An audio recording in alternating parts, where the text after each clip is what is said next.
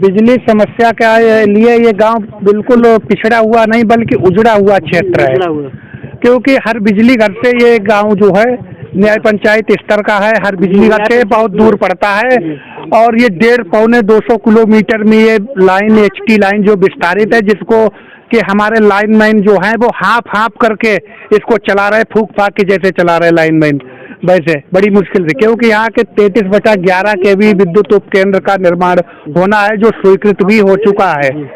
शाहजहांपुर जिले के लिए कई विद्युत सब स्टेशन मिले हैं, जिनमें कि न्याय पंचायत स्तर में मझला में भी शामिल है। तो मझला में अविलंब 33/11 KV विद्युत उपकेंद्र का निर्माण किया जा सके, जिससे अलग अलग फीडर निकलेंगे। तो जो फीडर खराब होगा वही बंद रहेगा, बाकी फीडर चलेंगे।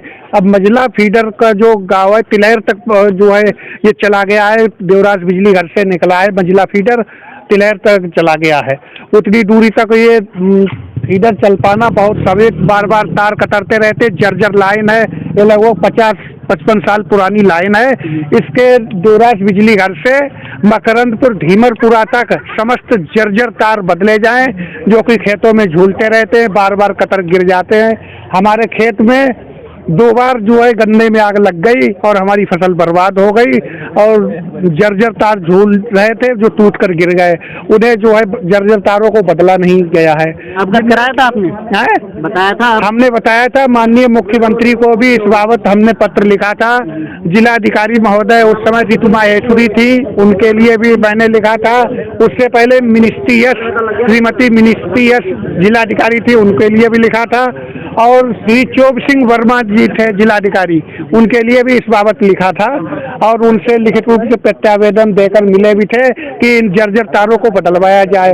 कई बार आदेश हुए, पर आज तक जर्जर तारों को नहीं बदला जा रहा है, जिसके कारण हर समय दुर्घटना की संभावना बनी रहती है। 14 जून 2014 के लिए मेरे बाग के निकट मैसाद पुत्र रसीले बख्श उम्र 7 वर्ष, उसके ऊपर शौच के लिए जा रहा था, तो उसके ऊपर से बिजली का तार चलता हुआ गिर गया, जिससे वो बुरी तरह झुलस गया। लेकिन तार कतर गिर जाने के बावजूद भी जिंदगी मौत से वो जूझ रहा, लेकिन बिजली विभाग वालों ने जर्जर तार बदले जाने की आवश्यकता नहीं समझी। ये बहुत घृणित और अमानवीयता वाली बात है। क्या जो इंसान मरते चले जाएंगे, बिजली विभाग के अधिकारियों को प्रमोशन होता चला जाएगा, या बिजली विभाग वाले उनको जिंदा कर देंगे?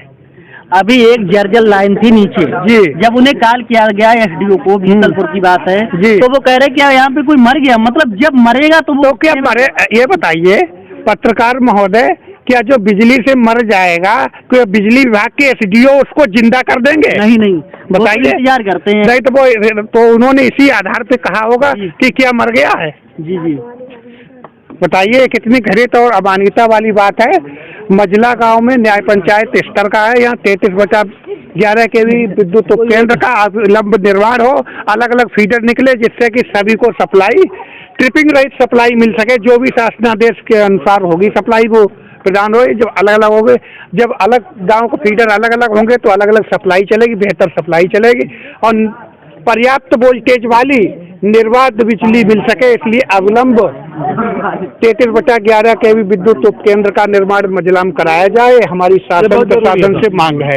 ये बहुत जरूरी है। हम लोगों को मोबाइल चार्ज करने के लिए 15 साल इधर उधर भटकते रहे मोबाइल चार्ज। या आपके लिए बताएं, इस गांव में यदि मोबाइल की बैटरी डाउन न होती तो बिजली की किसी को याद भी नहीं आती कि ये बिजली से भरे जाते हैं। मगर ये गांव तो बहुत चर्चा में रहा है, बहुत चर्चा हर जगह में, हर जगह चर्चा में रहा। पर 15 साल से सप्लाई बंद रही, टूटे रहे पोल, निगोई से बिजली आती थी। 27 सितंबर 2018 से सप्लाई जो है चालू हुई है। क्योंकि 15 साल जिस गांव में सप्लाई नहीं होगी वहाँ कैसे मोबाइल जनरेटर से बैटरियां भरी जाती थी, एलमीटर की डिबिया लगा करके उससे मोबाइल भरे जाते थे, और वो उनका जो है 30 रुपया 35 रुपया बैटरी का देते थे, और फिर लाते थे, फिर ले जाते थे। ऐसे मोबाइल चार्ज हुए, और जो बाहर जाते थे वो बाहर से भर के लाते। हम भी बहुत दूर से भर के लाए, कहीं शाहजहांपुर से लाए, कहीं तिलैर से मोबाइल भर के लाते थे। तब मोबाइल जिंदा रख पाना बड़ी मुश्किल, बड़ी हाथ की दांत वाली बात बन गई। खुदागंज में जाते थे, दुकानों पे लगाते थे मोबाइल, तब भर के लाते थे, क्योंकि यहाँ बिजली ही नहीं रहती थी। अब बिजली विभाग ने आवश्यकता नहीं समझी कि ये लाइन ठीक की जाए।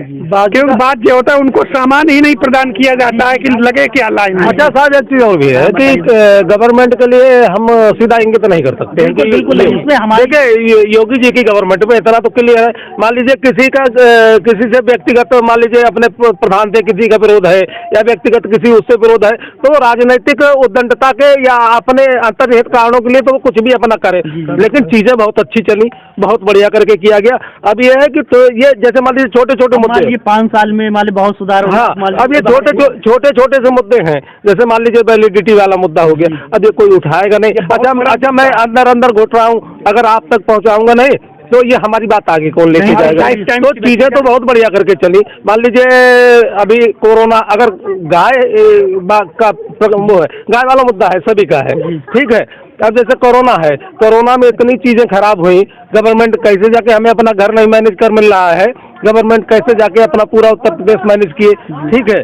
तो ये सब चीजें, बाकी का सब बढ़िया चल रहा है, लेकिन ये 2-4 मुद्दे हमारे यहाँ के ऐसे हैं, जैसे मान लीजिए रोड हो गया, ये बिजली घर का मामला हो गया, ये चीजें जो है उठाने वाली हैं, और इन्हें मैं ये आपसे आशा करूंगा आपके चैनल के माध्यम से कि ये आप संबंधित अधिकारियों तक पहुंचाएं, जिससे उनके कान तक बात जाए, हमारी समस्या तक तो पहुंचे ना। बहुत बहुत धन्यवाद, आपने हमें समय दिया इसके लिए।